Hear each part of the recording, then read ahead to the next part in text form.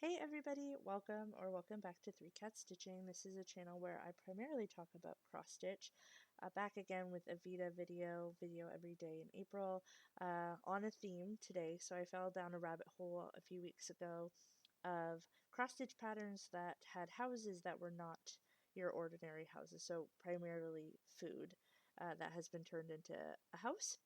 I thought I would compile them for you today and talk a little bit about why these are fun and kind of my favorite, and also maybe talk about if I would move in or not. So let's just jump right in. First out the gate, we have two cottage garden patterns from the Fabulous House series. So this fairy house is a mushroom. I think it's very cute, a little bit small, but you can see that the top of the mushroom or the mushroom cap is usable. There's a window up there, so it's probably like a very narrow attic. I would probably live here. I think I would. Next is the treehouse. Now, this is still like a house shape. It's still made out of wood, but I do think this is a very quirky treehouse, and we'll see another treehouse later on in the video. This looks fun. I would also live here. I just think, you got the birds, you have that cute little staircase, a swing. Perfect.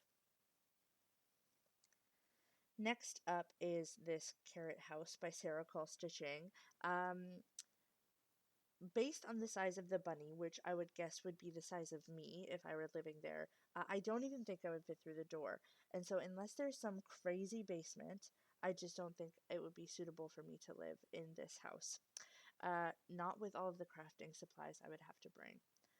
So it's a no for me, but a very cute Easter pattern. Here is another mushroom house. This is by Shine Star X Stitch.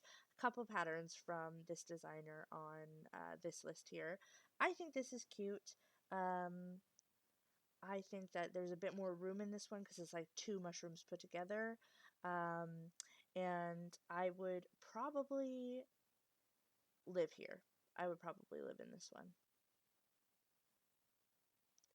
Now, this is, I think, an AI generated image. I try to stay away from them, but there are a few on this list because it's quite fun. This is by Valoria Designs.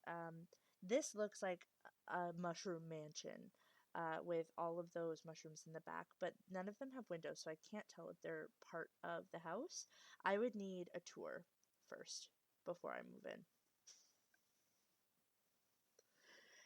Next from Kimvori UA, there are a couple of patterns in a row here from this designer. They have a lot of really great, not your average house cross stitch patterns. This is an acorn, and this seems roomy. The problem that gets me with all of these patterns is that the door is always so big, and that makes me think that everything else is quite small. But the roof of the acorn has a window at the top, which makes me think that we got another attic situation going on. Same with this pumpkin or gourd type situation. That door is quite large, and the windows are all very small. So I would need a tour of this one if I was going to move in. I would probably move into the acorn, but this one I would need photos and add up on Zillow or something before I move in. But where I would move in is Raspberry Manor. That's what I'm calling it. Like, look at this house. It kind of looks like a duplex, so me and a friend could live here together. Tower houses. I bet it smells great with the raspberry roof. It's cute and pink.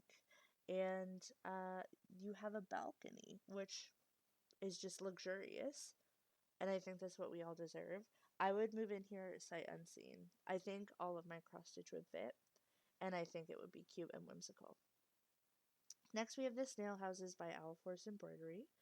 Um, I like these houses. I think they're cute, although there's a problem with living in either one of these snail houses that I put up, is that your house is always moving. So it doesn't matter how spacious it is. It's slow moving, so it wouldn't make you feel nauseous or anything. But you're not going to wake up in the same place you went to sleep. And that, it's a no for me. Next up is this teapot house from Nonstop Stitch. It might just be an issue with like the proportions of the pattern, but this looks like a very small house. And quite frankly, with all of my cross stitch, I just don't know that everything that I need would fit. I do like the windows. Another teapot house from Blueberry Ridge. Um, I think the mouse's name is Hazel, and I think this is a very cute house.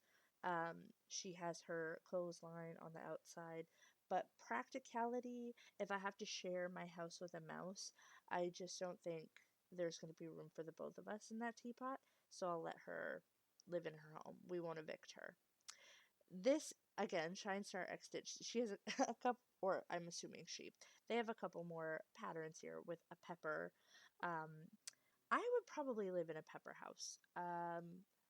Probably small, like first house in The Sims vibes, like one bedroom, a bathroom, and like a kitchen living room combo. But I would live there. Where I wouldn't live though is in half an avocado, because I just don't. I think you need a full avocado, and I just don't think you can live in half of one. I personally couldn't. Maybe you could. Let me know in the comments if you could live in half an avocado. Here we have Turtle Island, again with the you never wake up where you went to sleep. Although you do have a bit more room because you have the whole back of the turtle as an island that is yours. Um, the house is small because I think foundationally speaking on the back of a turtle it has to be. Um, I just on the principle of constantly moving, I don't think I could live here. But if the turtle was stationary, we could talk. Next from Soda Stitch is a house that is a shoe. Um, doesn't look as roomy as I would need it to be. The tip of the boot is probably a great crawl space area, but unless you got some like underground basement that we're not seeing, and all those ghosts, just a little bit too much for me. Wouldn't live there. Now this, on the other hand, from Patterns by S.A. Stitch, it's a hat. It's a hat. It's a witch's hat as your house, and if you're a spooky girl, I think this is exactly where you'd want to live. The hat is used as an attic space. Bring the bats in. Always Halloween all the time, but still a house that seems like a good size. So I would live here. This is another like probably AI generated image by Zane Across Stitch. If it's not, then I apologize for bringing that up. If I had to live in a gingerbread house, this is a very beautiful house. So I would definitely live here. Same with this tree house, also by Zane Across Stitch. Um, this is a treehouse that looks spacious, looks roomy, looks like there's lots of stairwells and nooks and crannies.